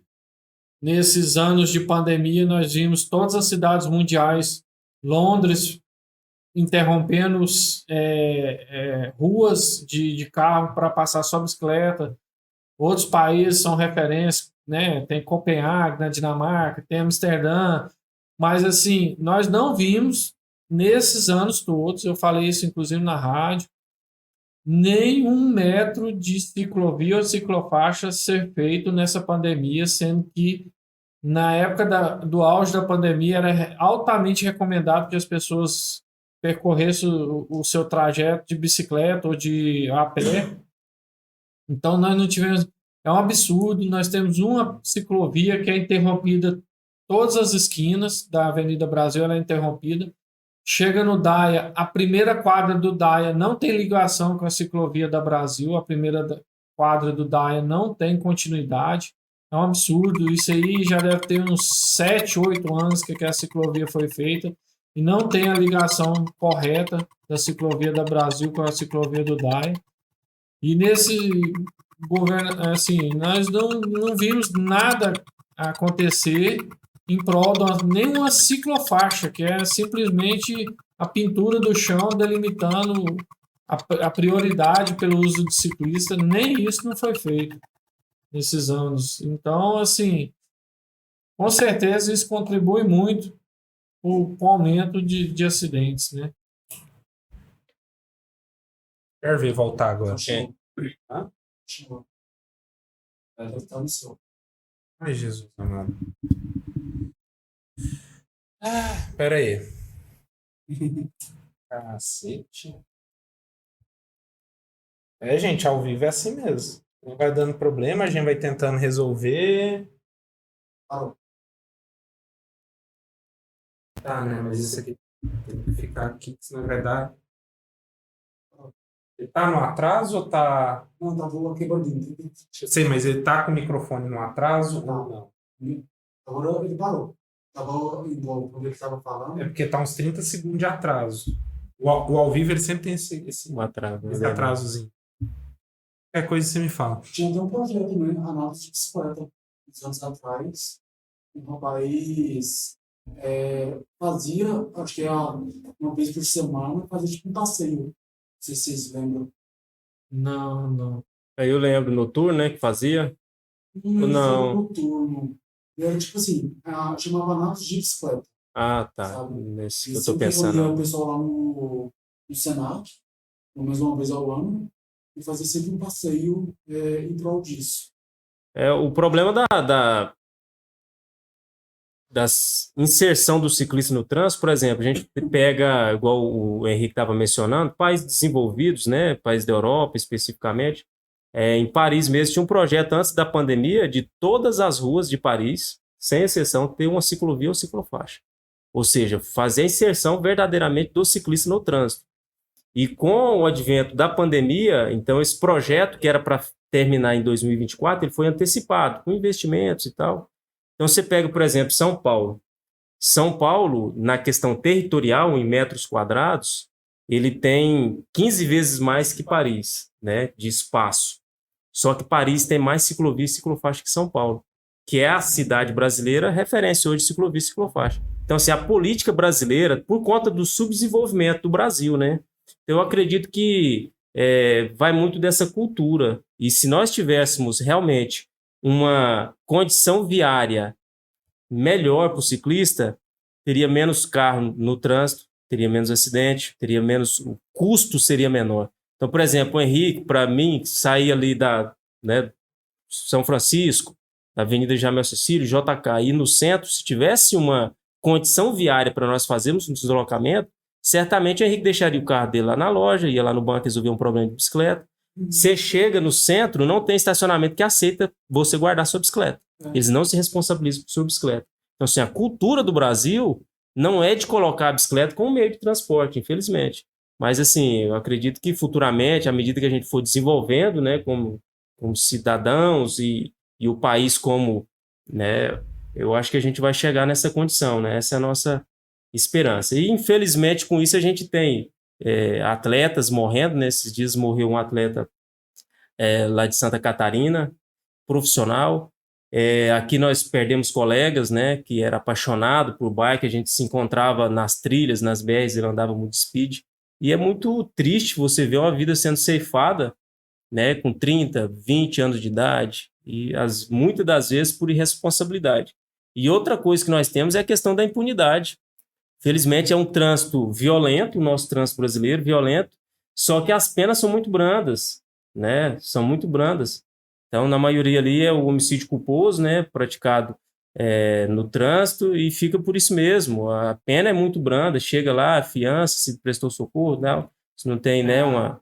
Pena de trânsito hoje virou piada, tanto é que tem memes na internet aí falando que se você quer matar sua inimiga, mata dirigindo, atropelado. Você mata ele atropelado que não vai acontecer nada.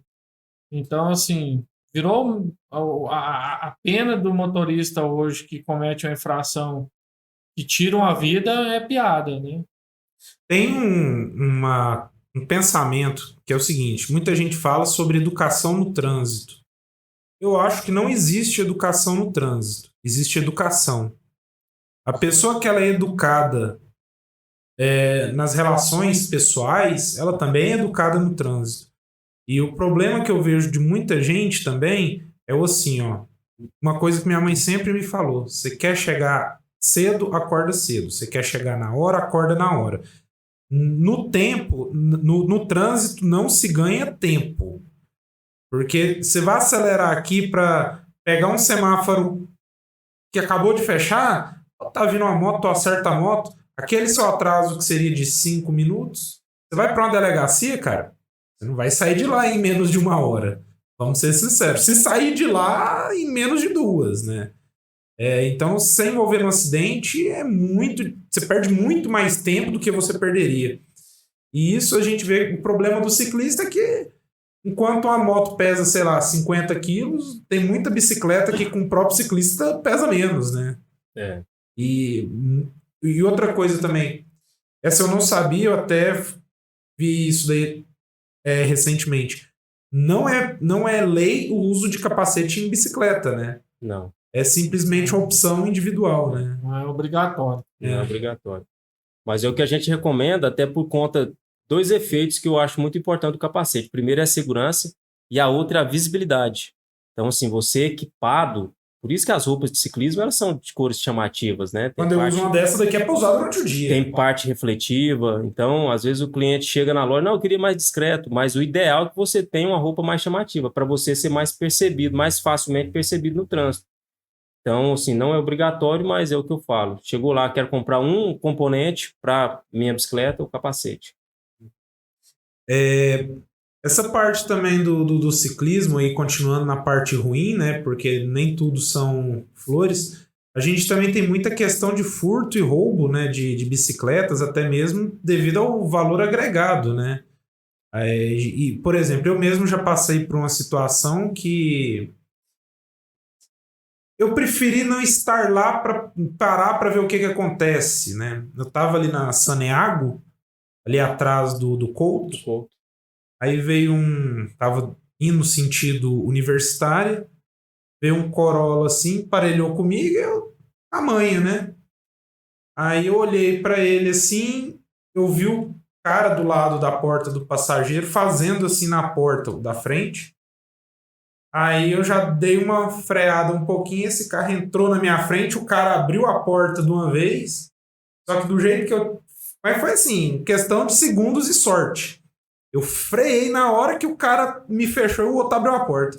Eu só joguei pra cima ali do meio-fio na contramão e fui embora. Eu não sei o que ele queria fazer, não. Se ele ia vomitar, ou se ele tava passando mal. Ou se ele queria minha bicicleta, né? Eu não sei.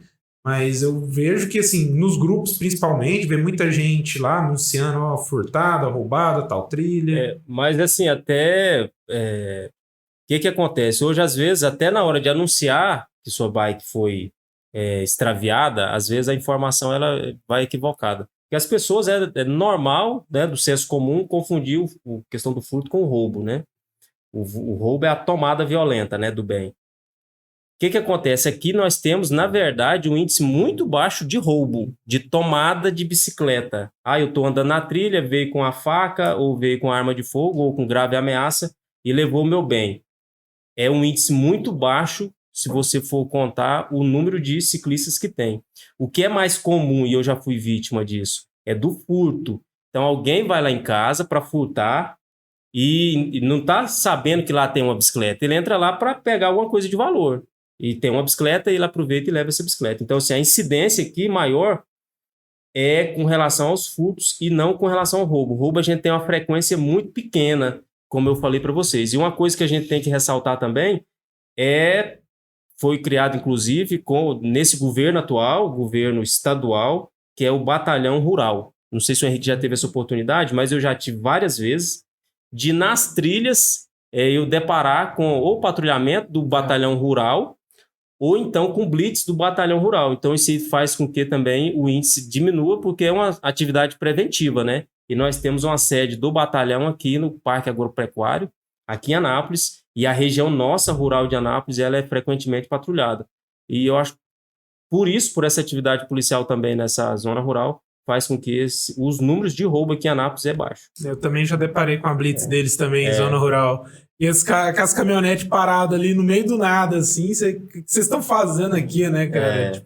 E as pessoas até, assim, ficam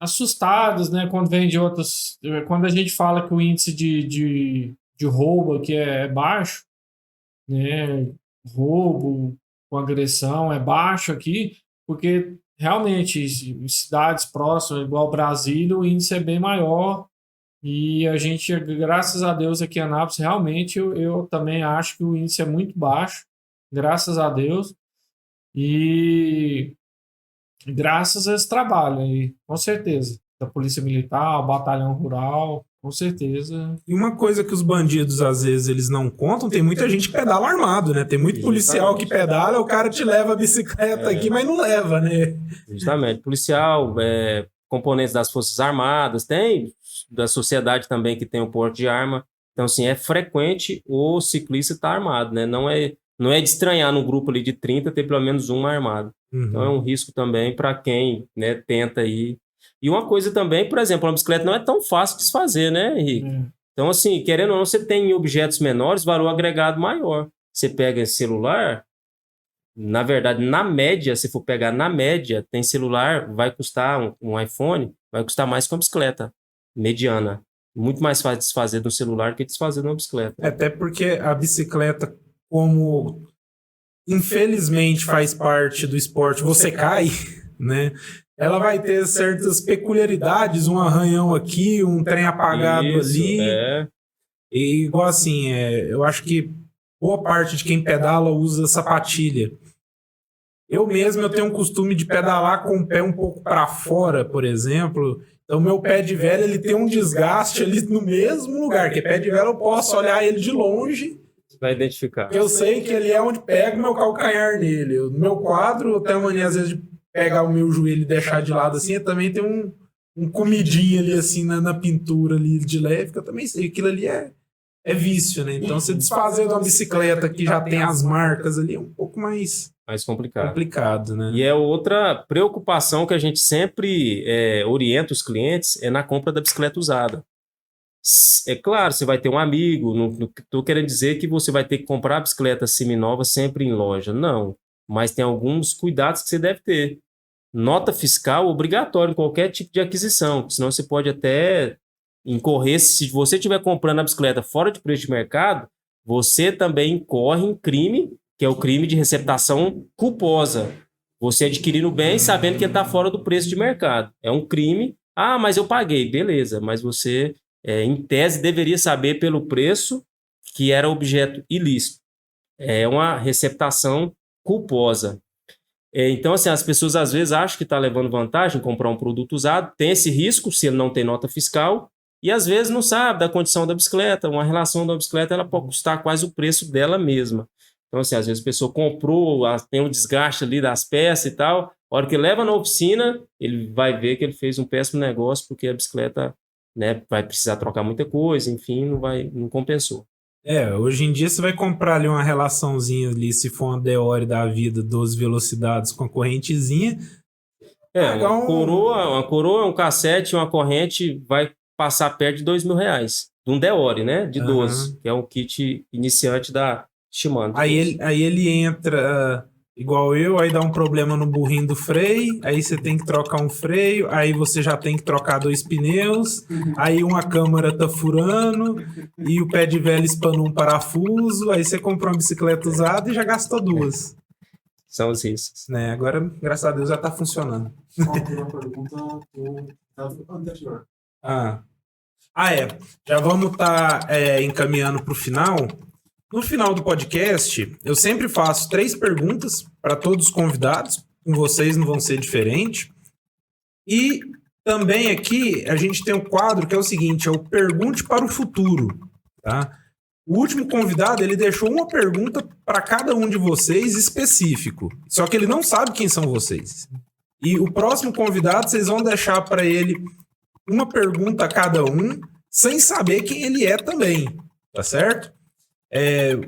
Comecei por ti, vou começar por ti agora. Mas que barulhinho chato. Você disse o microfone que você está usando. Não, esse daqui é o outro. Deve ser o trenzinho aí mesmo. Tá, vamos lá que é simples isso. Vai dar muito B.O. não, espero. Há um ano atrás, ali ó, meio de março de 2021, qual que era o seu sonho, assim, para hoje, para um ano depois? Com certeza, no auge da pandemia, né? Março do ano passado, a gente tá passando o auge da pandemia, o comércio fechado, as incertezas eram muito grandes. Com certeza a gente queria saúde, né? Queria que essa pandemia acabasse, a gente queria saúde, poder reunir com os familiares. pelo menos para mim, foi muito difícil ficar longe dos meus familiares, das reuniões familiares.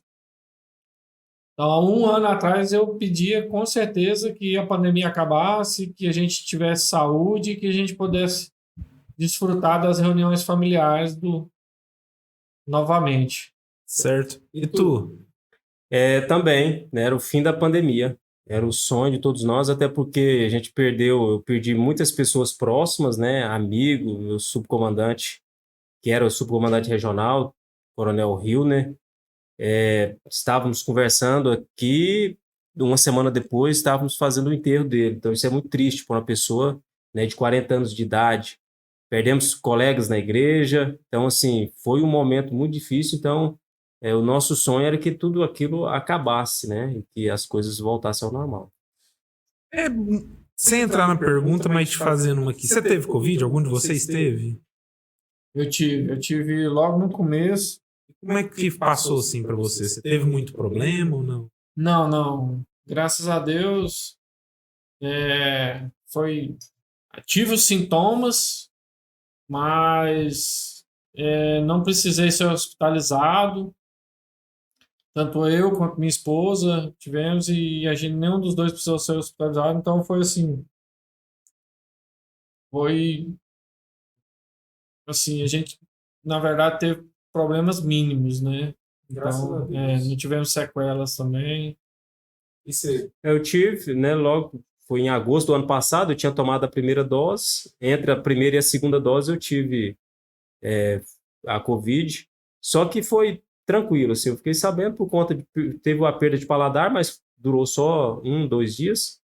Aí foi os sintomas que me levou a fazer o exame, né, mas passei a quarentena assim, sem outros sintomas. Graças a Deus foi tranquilo. Beleza. Agora vamos começar a segunda rodada de perguntas com você também. Agora, a gente está aqui, 10 de março de 2022. O que seria um sonho seu para 10 de março de 2023? O que você acha que seria legal que acontecesse na sua vida? Eu, assim, sou muito feliz com a vida que eu tenho hoje. Então, assim, meu sonho, meu desejo era que, vamos dizer assim, nada de fortuito acontecesse para que me desestabilizasse. Então, meu desejo é permanecer da forma, você entendeu? Que a gente está hoje. Questão de condição de saúde, condição financeira, condição física. Eu acho que se manter tudo como está hoje seria o meu maior desejo. Beleza. Eu sei.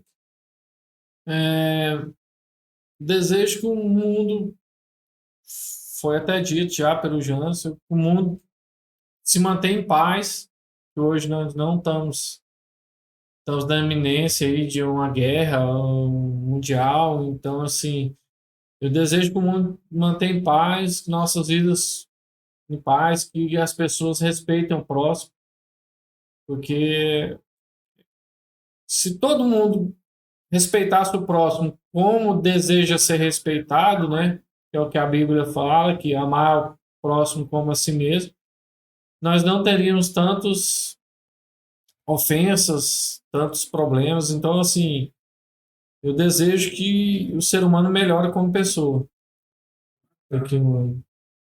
E na sua vida, o que tinha que acontecer na sua vida para você olhar para o lado e falar assim, cara, eu estou vivendo um sonho?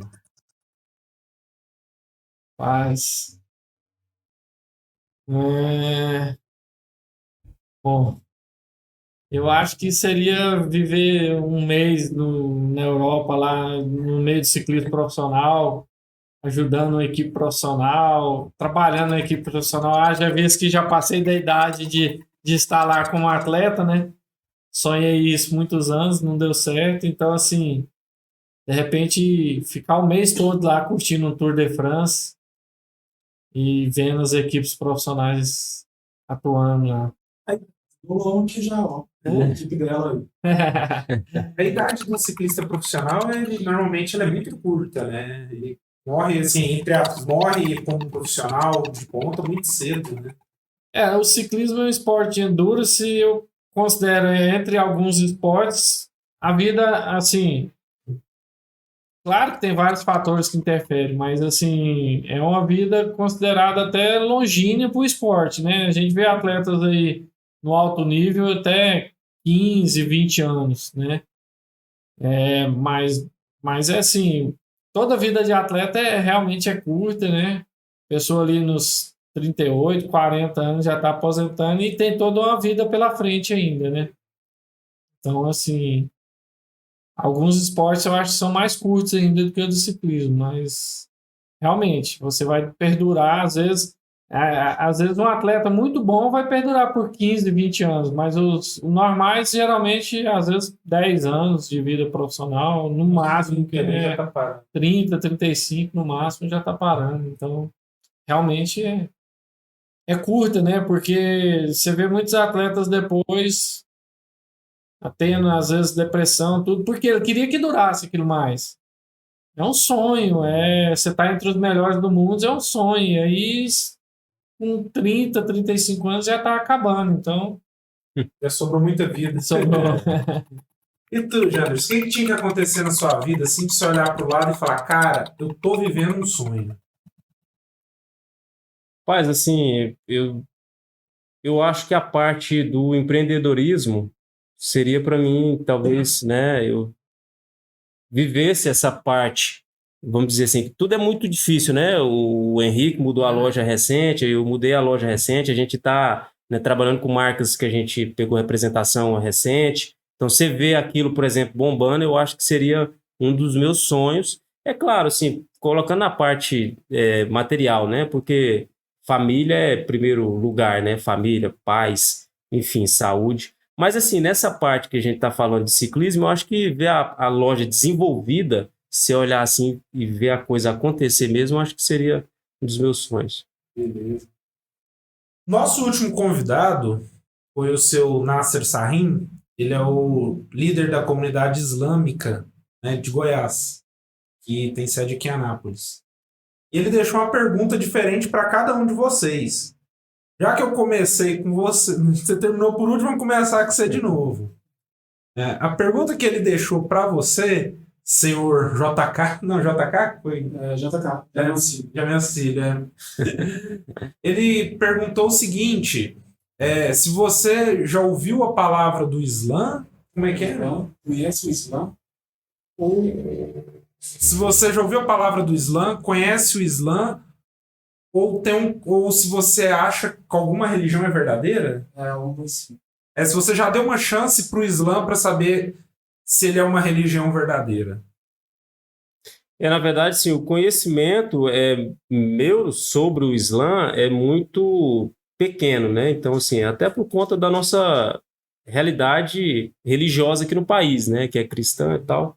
Então, eu sou um cristão evangélico e, assim, eu, nessa parte religiosa, eu tenho minha crença, mas eu acho que, assim, o nome já diz, é uma crença, é você acreditar, e a partir do momento que você acredita naquilo, você segue o que você acredita, eu acho que é o principal. Então, assim, eu não tenho nenhum tipo de, né, por mais que eu não tenha conhecimento, mas, assim, questão religiosa é uma questão muito particular, e o Islã, eu tenho pouco conhecimento, que eu te falando, até por conta da nossa tradição cristã, né, que é aqui no Brasil. E a pergunta que ele deixou para você é o seguinte: se alguma vez alguém já entrou na sua loja para comprar, não tinha dinheiro para pagar tudo, Fez um serviço lá, lá buscar tipo uma bicicleta que tá só da revisão. E não tinha dinheiro para pagar tudo, mas você olhou para a pessoa e falou assim, não, tudo bem, tá pago. Você já fez isso com alguém alguma vez? A gente já... mas assim, na maioria das vezes a pessoa fala que queria arrumar e não tem condição, né? Eu vou trazer a pergunta dele porque ele falou de um jeito, mas é porque eu até tive uma certa dificuldade de entender o que ele falou. Eu vou trazer para o contexto que ele queria colocar. Se olhar para a pessoa, ver que aquela pessoa realmente não tem capacidade de pagar aquele serviço ou pagar aquele produto, e você olhar para a pessoa assim, de coração, falar assim, não, realmente, eu sei que você não tem condição, então eu vou te vender mais barato, vou fazer isso daqui mais barato. Não significa que você deu, mas que você fez isso realmente para você olhar para a pessoa e falar assim, chegou um cara com a Monark lá, barra circular para trocar a câmara de ar e não tinha o dinheiro da câmara todo, entendeu? Não, isso aí já aconteceu sim. A gente vê as pessoas querendo arrumar a bicicleta, não tem condição. A maioria das vezes são trabalhadores que precisam daquilo para estar trabalhando, né? E realmente a gente já fez. Reparo em pneu, doação de pneu, câmara de ar, freio. Já aconteceu. Não vou dizer que muitas vezes, mas aconteceu sim, com frequência, nesses anos todos. Porque a gente vê que a pessoa precisa da bicicleta para trabalhar, um trabalhador, que não vai ter condição de. E a gente ama a bicicleta. Eu sou ciclista antes de ter loja, então, assim, quando eu vejo uma pessoa utilizando a bicicleta como meio de transporte, para mim, às vezes ele está realizando mais do que eu, porque eu, no dia a dia, como eu tenho condição e tudo, eu ando de carro, pratico esporte por lazer, né? E aquela pessoa está usando no dia a dia, no trabalho, com todo sofrimento, sol, chuva. Então, assim, a gente vê que o cara merece uma ajuda e, com certeza, a gente já fez algumas contribuições nesse sentido. Beleza. O nosso próximo convidado aqui, ele é um homem, tá? Eu acredito que ele tá ali próximo aos 40 para baixo, mais uns 38 ali. Ele é pai, ele é casado, pai de 3 filhos e já perdeu um filho durante a gravidez. Então, isso é o que eu vou falar que ele é. Uhum. Deixa uma pergunta para ele. Uhum.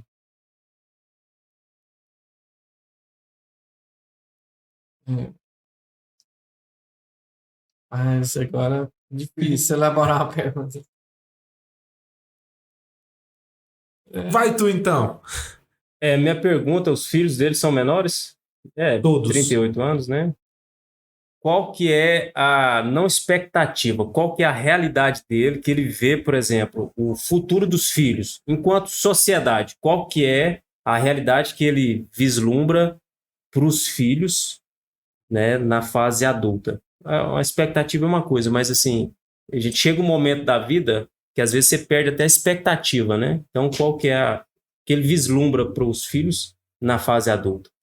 Posso resumir ela de uma maneira assim, do tipo assim, como você vê o mundo quando seus filhos tiverem 20 anos, por exemplo? Um pouquinho mais, né? Talvez já tá mais próximo disso, né? Tiver uns 30 anos. 30 anos? Beleza. O mais velho tem 15. 15, então já tá mais... Vamos botar 30, vamos lá, vou fazer para ele. E a sua?